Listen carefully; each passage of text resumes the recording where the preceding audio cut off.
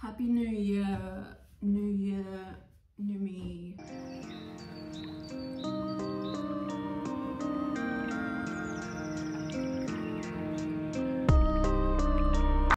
don't know how to put this. Okay, so fell off the wagon with vlogging because my phone with all my footage on it is in the walls of my house. That happened. That was a thing that happened. So this is where I generally balance my phone, and I was balancing my phone in the window the other night and went to push the button to take the picture, and it went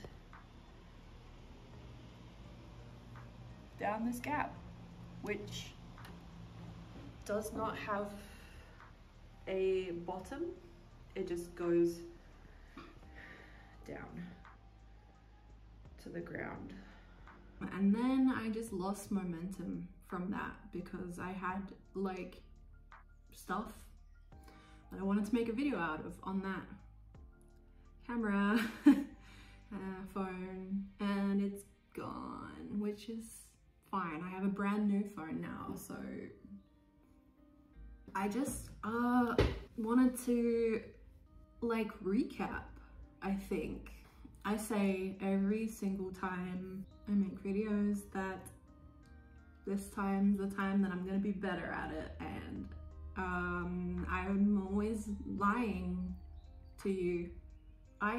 Okay, so let's talk about 2022 first, because let's do like a year recap, because if I'm being perfectly honest, I feel like 2022 was like the first good year I've had in a while, but also it was still a really shit year.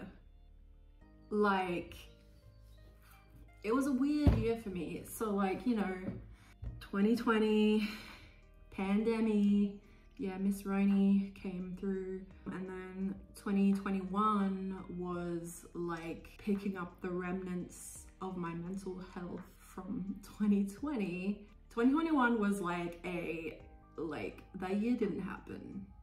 What? I've never even heard of 2021. I don't even know what that is. So 2022 was like kind of a wild year for me. First big thing that happened was I got out of hospitality, working in cafes and cooking food for people. I got out of it, I escaped, and I got like a really like proper, cool, like professional job that I'm not gonna like give a whole lot of details on because I don't feel super comfortable talking about my job on the internet. But to summarize, I got a job working in research ethics, and it's like a legit proper job that like is like real professional stuff. That's kind of wild because I mean like look at me. I didn't think I'd ever like work in a professional environment, to be quite honest. And at the same time as I found out that I got the new job, I also found out that I got accepted into another research internship. They happened to start at basically the same time. And it was rough.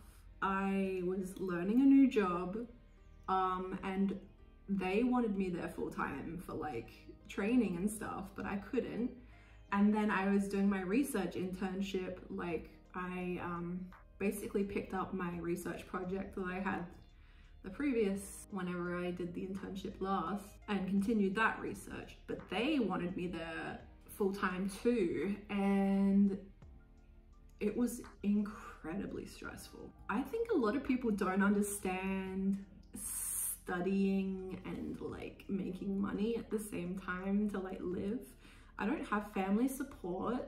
Like my parents don't give me money, and I don't ask them for money because we don't have that sort of relationship where like that's a thing that I can do.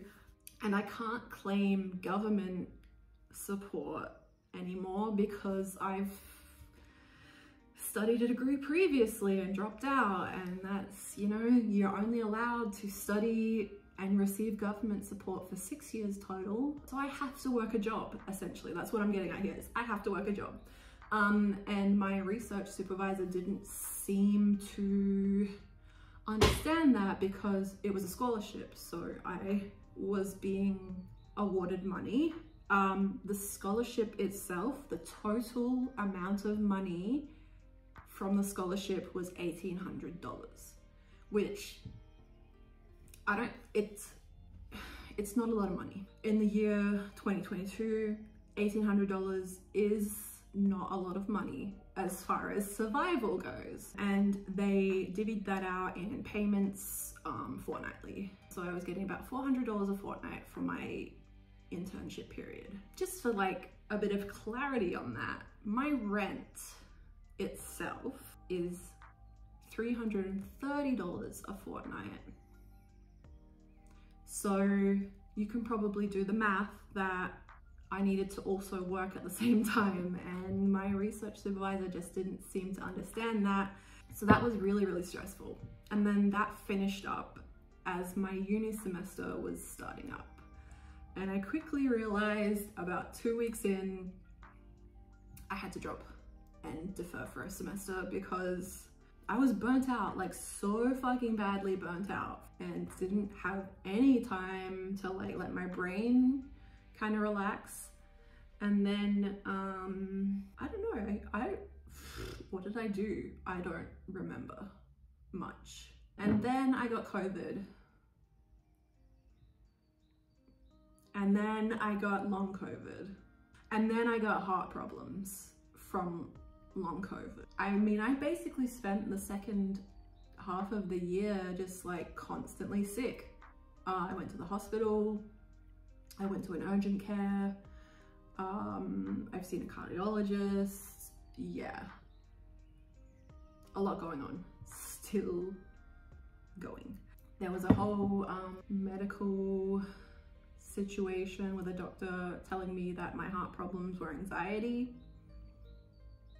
So that was great. I think the main thing about that still pisses me off to this day is like, I'm not just having racing heartbeats, like that is one factor, but I'm also having my heartbeat too slow. Not really associated with anxiety, but that's whatever. Still got anemia. That's that update. I was taking iron supplements, and I finished the box of iron supplements that you take for anemia, not just like regular ones that were like specifically for anemia. And I finished the box and I was like, sweet. I like basically like, my doctor told me I should only need to take it for like a few months, and then my iron levels should stabilize and I should be fine, and I should be fine for a while because of the hemochromatosis. But then like a few days after I stopped taking those iron supplements, I immediately started experiencing the symptoms of anemia again. And like I noticed this because I was getting bruises, and I like was getting like the pain in my legs again, where you can feel like your blood's not circulating properly. Ow, fuck, cat, that hurt. I am a human and I'm made of skin, and you just dug your claws into me. So, anemia update. Yeah, hello. Are you good? So good thing that happened this year was, so I don't know like how much to share about my medical life. I'm chronically ill and mentally ill and ill in like so many ways. Can you sit down? Let's just do it, man. Oh, cat, get off my keyboard. I started a medical trial for like a new kind of drug to treat depression because I'm medication resistant. And I've been medication resistant for many, many years, and no one's ever done anything about it. And I actually had to be the one that was like pushing this to happen. Yeah, I'm doing an esketamine trial, which is ketamine at a microdose. And it's working, like, it's working. I've taken like 13 or so different antidepressants for the last like decade. Like it's not like a recent thing, like the decade. I've tried so many different medications and either had really severe side effects to the point where like I couldn't take them anymore because the side effects were like outweighing the benefits, or they just didn't work like at all, or they made me worse. My freaking body is a nightmare, like.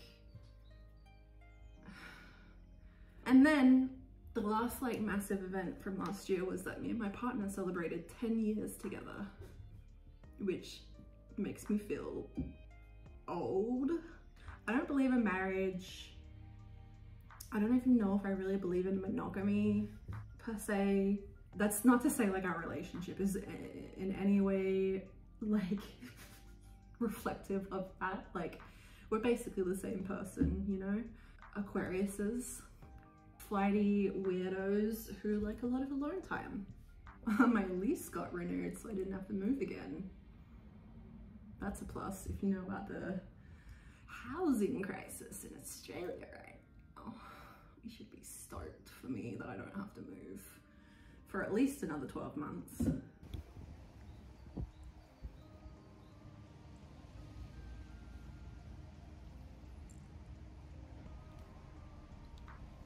is my pizza.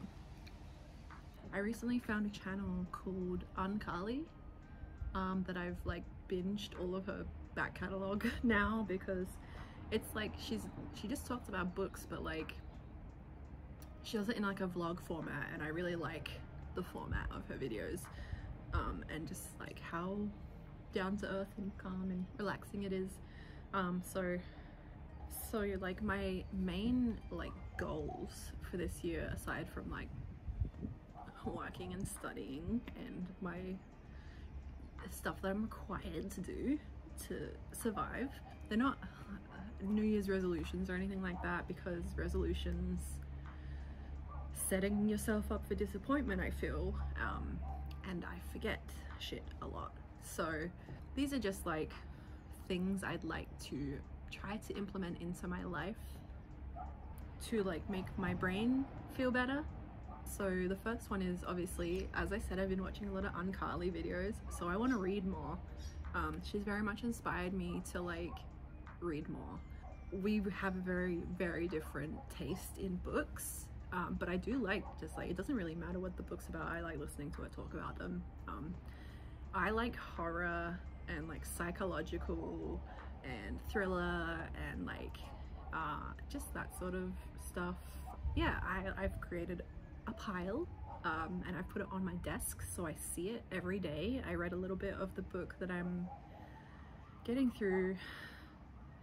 I'm gonna admit this, but like the book horror book club video that I uploaded last year, where I said I was currently reading Apartment 16, I'm still reading that. Like, I put out that video and maybe like a week later I lost all motivation and momentum in reading, and I didn't read anything for like ages. I read 2 comics though, so like that's something, like, or graphic novels even, because I read Old, which went to be the movie Old. I actually really liked it. And I read It's Lonely at the Center of the Earth by Zoe Thorogood. Everyone needs to go read that. Oh my god.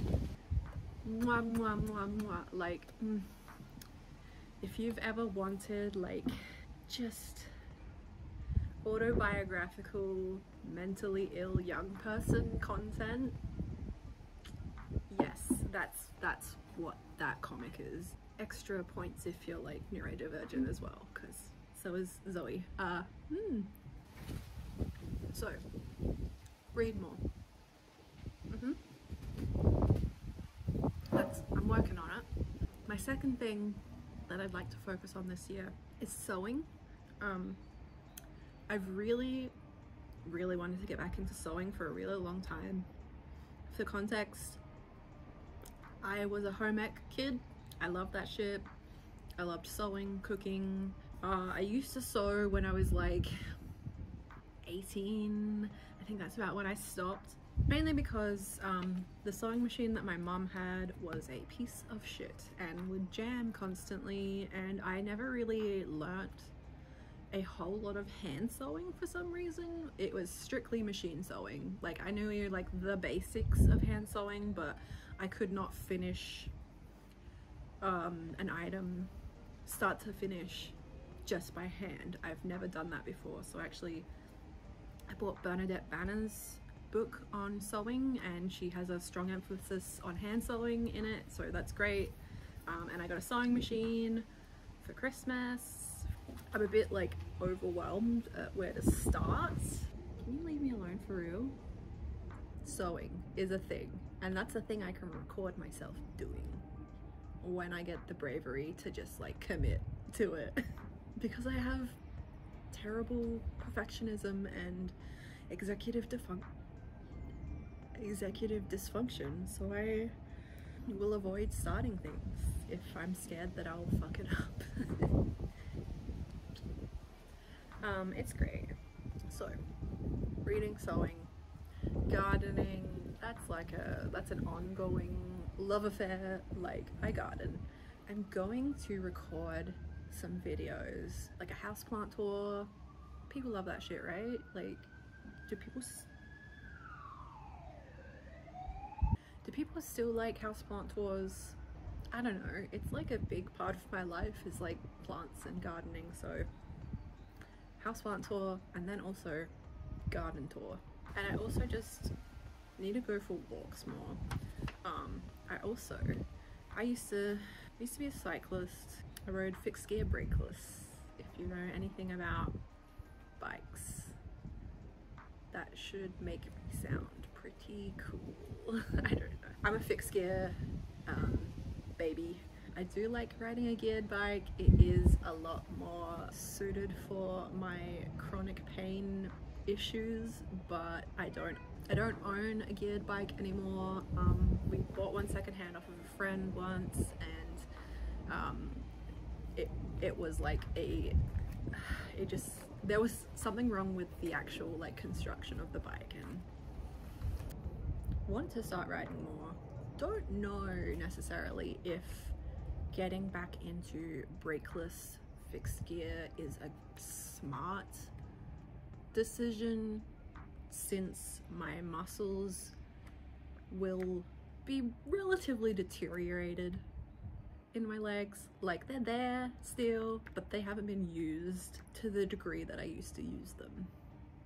I feel like 2023 happened, and obviously I was doing this like depression treatment through the end of the year, and it's like given me this like, this is the year, like this 2023 is the year that I